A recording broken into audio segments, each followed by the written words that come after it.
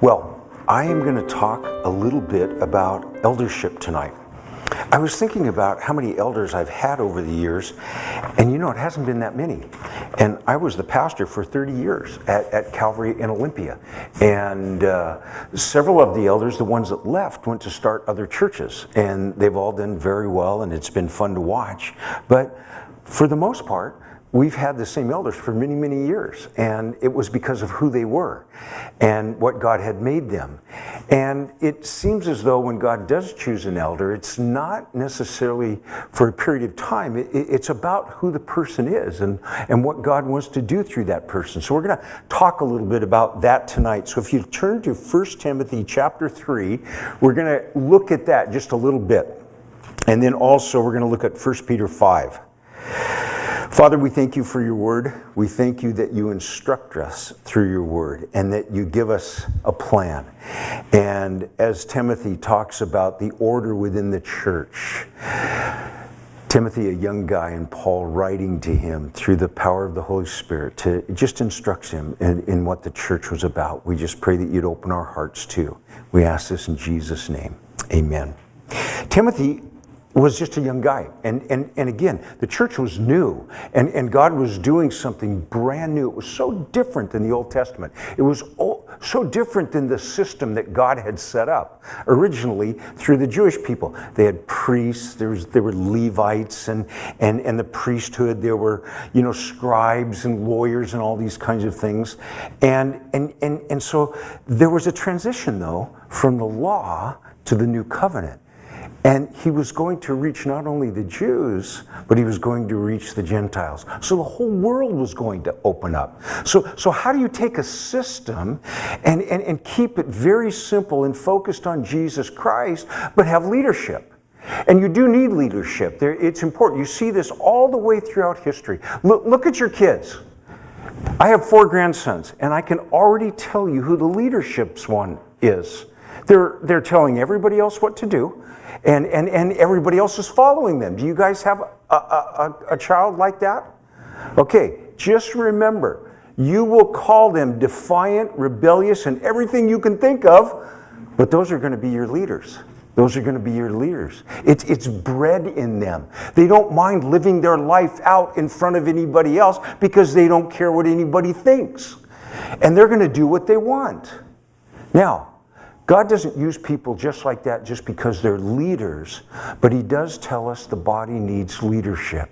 It always has. And God has chosen leaders. If you look at, you don't need to turn there, I'm just going to read it to you. But in Titus, we have different sections that talk about elders.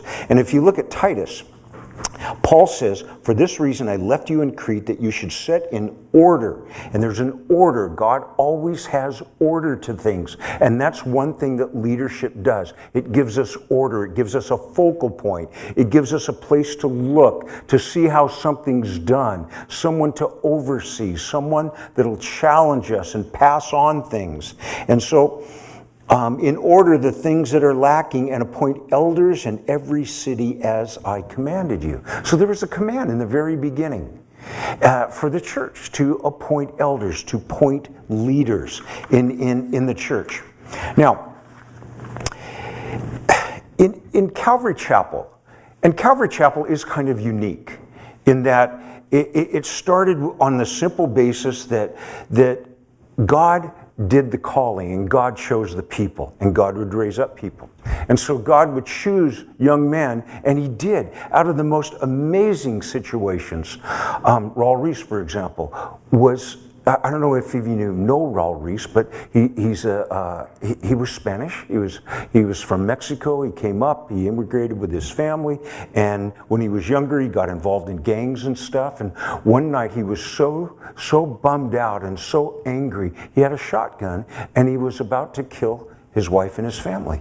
And he turned on the TV, and there was Chuck Smith preaching. And he was so convicted by the Holy Spirit that he bowed down and repented of his sin and turned to Jesus Christ. He has a church now of like about 8,000 people, and churches have started all over, Hispanic churches. And one thing that's happening right now in Southern California, and I know people don't like immigration, but what's amazing is there's so many people coming from Mexico that thousands are getting saved in the Hispanic Calvary chapels. It's like a revival's going on. And so it's, we didn't go there, so God brought them to us. And so anyway, a wonderful thing. But God brought guys out of amazing situations. When Mike McIntosh, who has a church of 9,000-10,000 people and has started hundreds of churches all over the world. When he first came to Calvary Chapel, he had shaved half of the side of his face because he thought someone had shot it off, and through a drug deal, and he was on psychedelic drugs, and God healed his mind, and now he's been a pastor for I don't know how many years, 40 years or something. But I'm only sharing this with you because God takes people out of just the craziest circumstances and just raises them up and anoints them to be leaders in a church. I think so that we can look at them and say, if God can touch that person's life, He can certainly touch mine. And he did that in just amazing ways. And so the model we chose was the model sort of like in Acts 15 when the council first got together and people were saying, well, if these guys are going to become Christians, they've got to follow the law and they've got to get circumcised and all this stuff. And Paul's saying, wait a second, no they don't. All they have to do is believe in Jesus. And Peter's saying, yes, that's right. And the other guys are saying, no. And it's going on and on and on and on. And there's a whole bunch of stuff going on. And there's arguing, and James says, okay, here's what I've decided. That all they have to do is love the Lord, stay away from idolatry and sexual immorality. That's all we're going to require of them. And so that was James. James was the pastor of the church there in Jerusalem. It's a model. It's a model where there is a pastor, and along with the pastor works a group of elders. And this is different in different churches, but that's the model we've chosen. And so there's a special role that comes with this role of being an elder. The role is special, not the person. And what do I mean by that? God is not partial. An elder is not more spiritual than anybody else sitting out here. They're just used in a different way by God. God takes that gifting that He's given that individual as a leader and brings it under His authority and power. You know, that's what the word meek means. Blessed are the meek. Meek means power under control. And that's the role of an elder, to have the gifting that God has given them under the authority of Jesus Christ. It's a special role. In fact, it talks about in 1 Timothy 6 that they're to be given double honor if they study the Word and preach the Word and teach the Word well. And so there's a role that's to be respected. And the judgment can be harsher, just like what it was in the Old Testament with false prophets, false teachers. And even in the New Testament, when we have wolves that come in, there's a harsher judgment on those in authority, because they are the examples. They are the ones that God has chosen to raise up so other people can say, okay, so that's how it's done. And so that's kind of the role that the elder has. Now, Paul's very clear what we should be looking for. And so I'm just going to kind of walk you through this. This is kind of the design. Isn't it neat that you have this right in the Bible and you don't have to make up new rules what elders are about over and over and over, and some people get to pick and choose, well, this is what our elder is and that's what their elder is. No, this is what an elder's called to be. And we're all looking at the same thing. And so you guys get to look at it as well as elders who are being called to that position look at. So 1 Timothy 3, verse 1. This is a faithful saying. If a man desires the position of a bishop, he desires a good work. A bishop must be blameless. And I'll read verse 2 in a minute. But the word for bishop is interchangeable with the word elder. And the idea is they all, elder, pastor, bishop, they're kind of interchangeable. They have a little bit different aspect and a little bit different emphasis. The word bishop means overseer. Like a superintendent on a building project, the superintendent is the one to coordinate everything, to watch over, to oversee. And one of the things that I have always looked for in an elder is that ability. They don't come with an agenda. They don't come with the idea that, well, this is my pet project, and Pastor, if I'm an elder, this is what we're going to do all the time and focus on. No, they look at the whole body. They look at what's going on. They're like the Proverbs talks about being aware of the flock. What's going on in the flock? What's happening with people? They're aware of what's going on in people's lives. They know you guys. They know who you are. They know about your lives. Obviously, as the church grows, it's harder to do, but then you get more elders, hopefully. And they're to be able to be aware. They're to know the people in the seats and to know what their personalities are like, what their needs are, what their desires are, how we can use them, how we can minister to them. And so giving that ability to oversee is one of the gifts I look at as an elder. Now, one thing I've seen over the years in young pastors, the mistake they make is when they start a church, and that's not happening here, believe me, but it happens in Texas. And so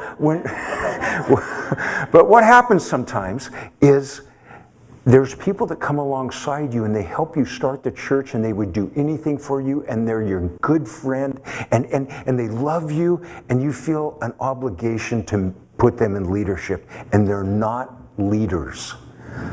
I have some of my closest friends that actually started 2 weeks ago, or 2 or 3 weeks. September 20th, I celebrated my 65th birthday. And I did it with 5 couples that had been with us almost since the very beginning of our church. None of them are elders. None of those guys were elders. But I love them to death. But they aren't elders. And so elder, it's a specific role. It's a specific call. And so it's one who has that ability to have oversight, to look at the body, to be aware of what's going on. And so we look at the qualities. Verse 2, a bishop must be blameless, the husband of one wife, temperate, sober-minded, of good behavior, hospitable, able to teach. And so the first one, it must be blameless. The idea that when we look at people, are there accusations against them? One thing we did as the church got larger, and the church got quite large, and so I didn't know everything about everybody, and so there was, when we would have a pastor, I would announce it to the body and say, okay, if any of you have any accusations against this person, come to me or any of the other leadership and tell us. We're going to give you a couple weeks. You can call me. You can say anything you want. And I've never had it except once, and that was with Robert Wagner. I don't know why we made him, and I'm just kidding. I'm kidding. We've never had anything happen. No one's ever come to us and said there was something wrong. But I wanted to give the body an opportunity because I didn't want someone standing in front of them that someone had an accusation against. I wanted them to be something that, in a sense, an elder is already an elder before he's recognized by the body. I never felt like I was making anyone into an elder, and I don't think the scriptures tell us that that's what we're doing. All we're doing is we're acknowledging what God has already done in this person's life. So a blameless life, not perfect, but blameless. And there aren't accusations against them. The idea of having the husband of one wife, it means, what it actually means is kind of funny, but it means a one-dog man. The idea that your wife is, I know, it's not a good illustration, is it? But it's actually literally what it means. But the idea is this, my wife's not here, so hey. So, when I look at men, though, I want to know that the only woman for them is their wife. That's the only person that they are in love with, or attracted to, or care about. And that's what I wanted to know. He was a one-woman man. In fact, on my tombstone, all I want is he loved Jesus and he loved his wife. That's all I care about. And I wanted other men to be the same. I wanted them to love their wives. And so the idea that the wife, because people are going to come to church and they're not going to know how to do marriage. And you know where they learn it? They watch. They watch. They watch how you treat people. They watch how you treat your wife. I've had so many people over the years just say, you know, we just watched you and Pat together. I watched how you treated her. I watched the way that you talked with her. And one of the things that really bugs me more than anything else is when people put down humor, you know, sometimes it's called sarcasm, sometimes against their spouse. That just grates on me, because here's the one that should be the safest in your presence, your spouse. When they're in your presence, they should be safer than any other place. That's what I wanted an elder to be. I wanted their wives to be safe. I wanted other people to see them, and this is what he's talking about. Being sober-minded, serious about our call.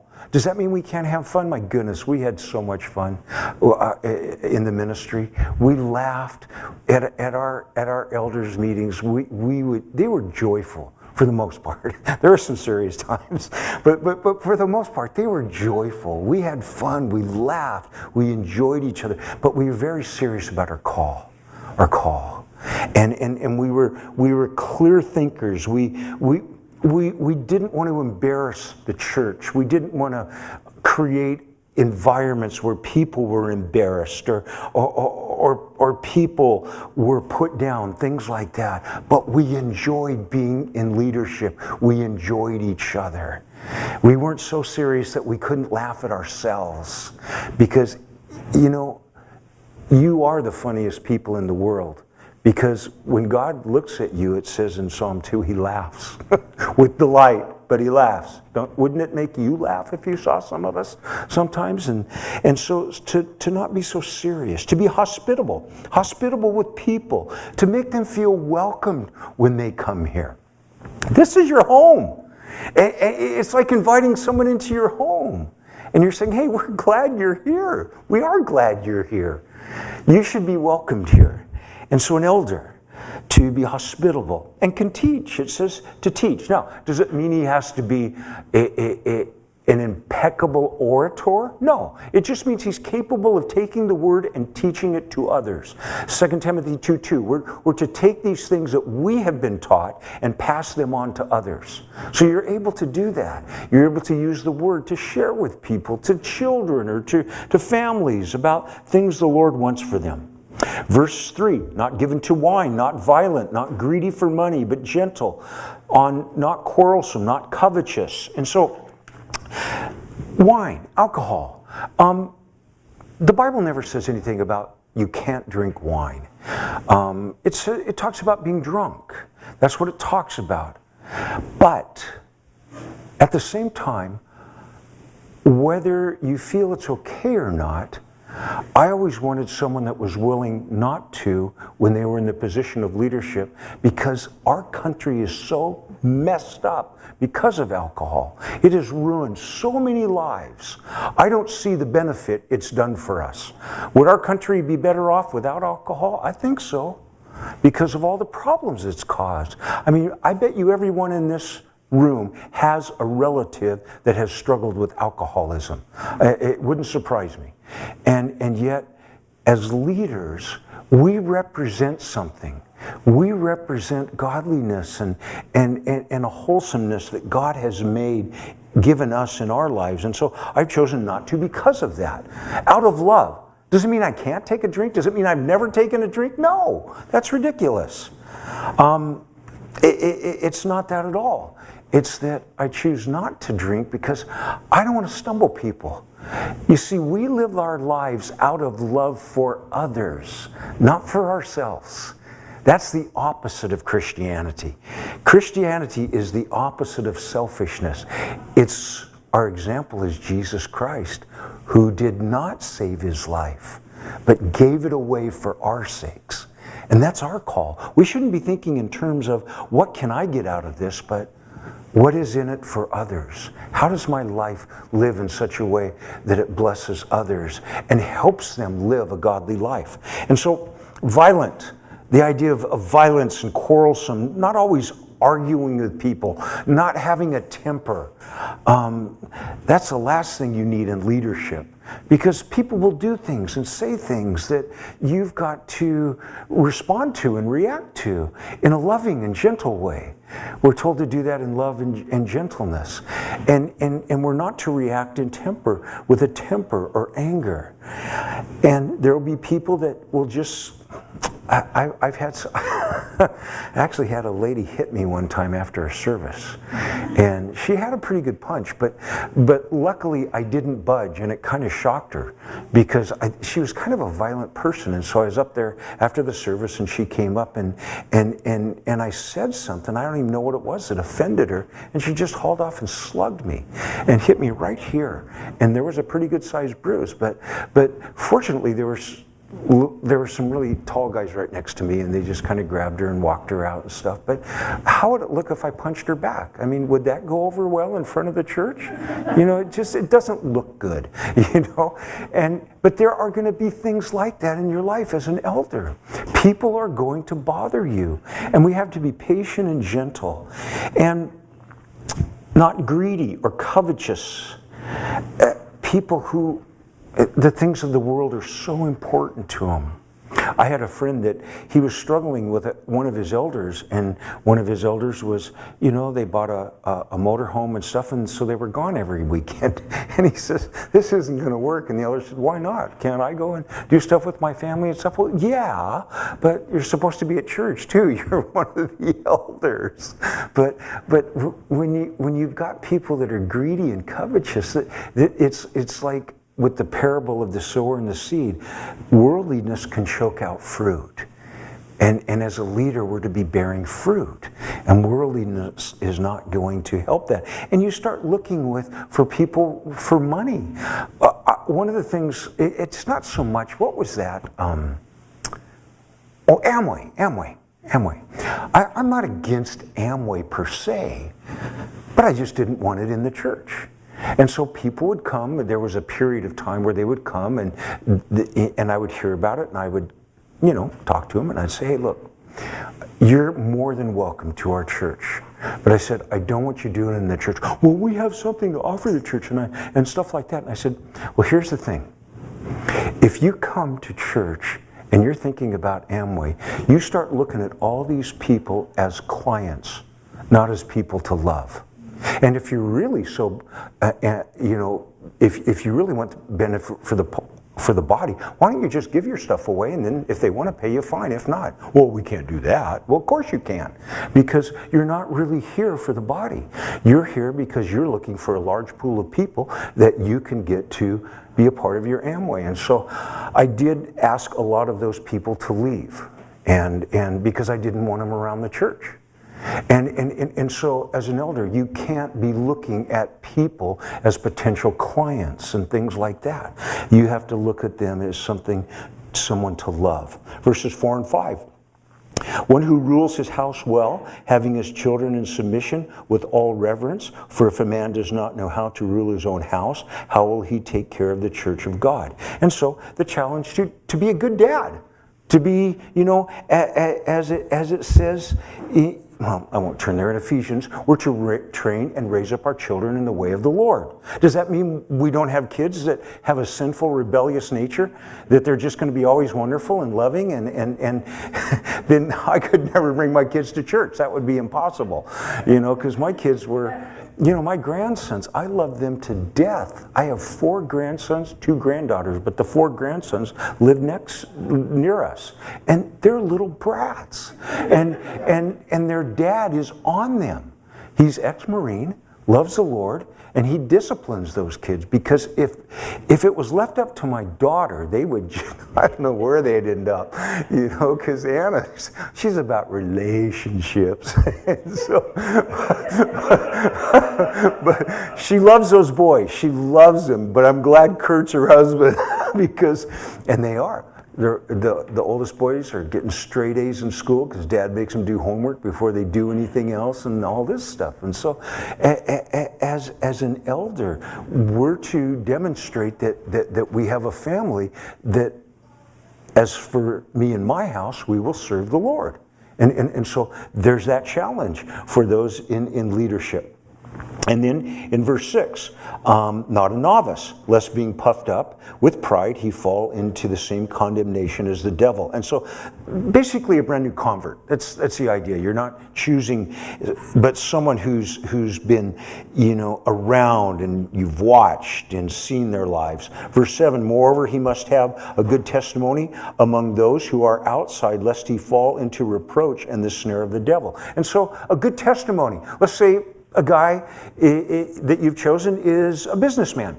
Could you say that, let's say he's a contractor? Would you say most of his clients? Now, hey, every once in a while things go haywire. We know that. But for the most part, you should be recognized as someone who's bent over backwards to do a good job. Why? Because you represent Jesus. When someone says to me, well, church is church and business is business, I think to myself, you have no idea what it means to be a Christian. You haven't got the slightest idea. Because whatever you do, it's to be done for the glory of God. Especially your business. Why? Because that's where God's using you.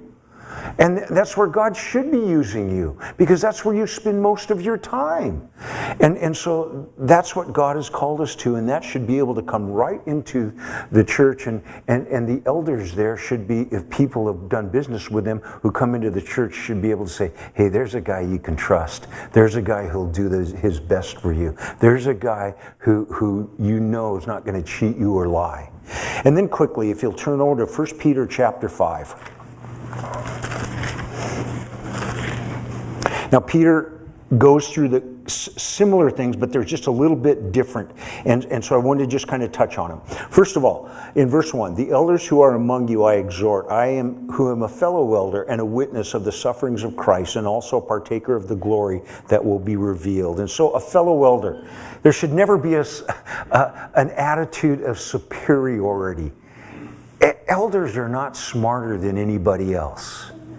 They're not more intelligent. I mean, even, sometimes I'm not sure what we're thinking when we have these prejudices or biases that sometimes we give this impression that because elders are to be men, that elders are smarter than women. All I have to do is look at my wife. She's the one with the college degree. She's the one that figures out all of our techno stuff. I'm lost. She says, well, here's how you do it, Chuck. You just blah, blah, blah, blah, blah, blah. Why is that? Because she's patient enough to read the manual. I could care less. Who needs a manual, right? And so I look at my wife as she is so much more intelligent than I am. It has nothing to do with intelligence. It has to do with God putting you in a position where you represent Him and help others grow in the faith and love others in the name of Jesus. And so when we talk about this, we could never, the gospel would never allow us to feel superior. How could we look at ourselves and realize that we're all so sinful that Jesus had to die for us? Otherwise, we had no chance of ever making it to heaven. How could we ever think that we're superior to anybody else? It's impossible. And so when we look at this, Peter gives us this idea that we're just fellow elders.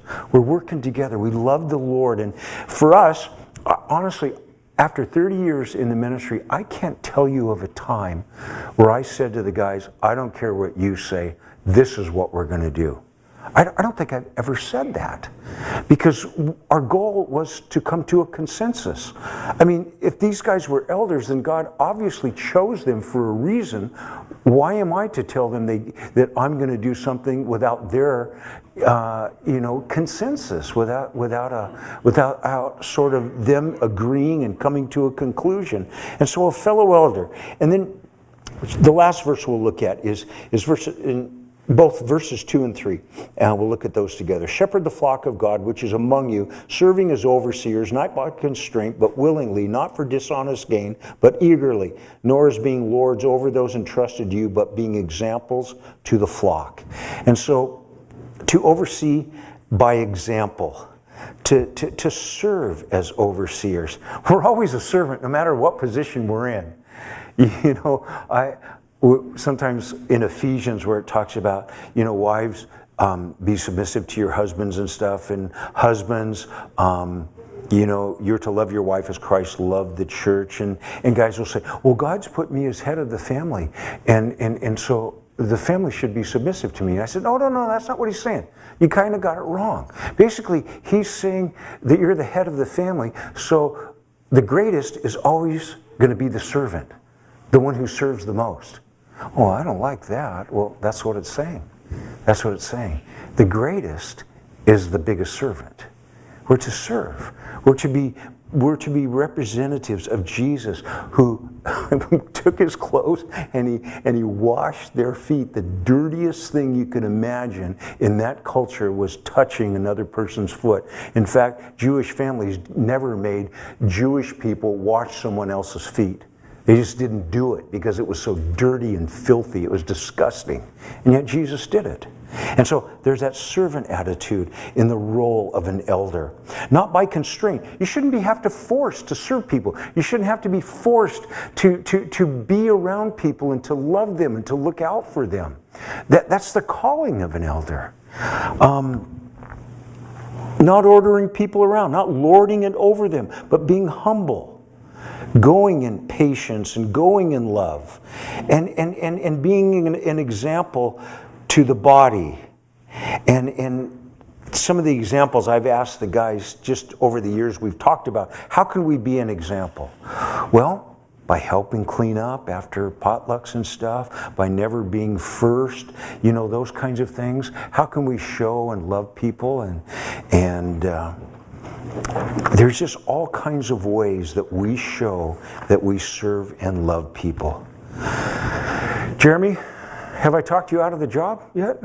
No, I know I haven't, because you wouldn't be here. In fact, I had a guy one time, the last elder I picked, when he came up, he said to me, he said, well, aren't you going to walk me through 1 Timothy 3? And I said, Mike, if you weren't already living a life of 1 Timothy 3, you wouldn't even be here. I wouldn't even be talking to you. People have already been watching you do it. And we're just ratifying, we're just acknowledging what God's already done.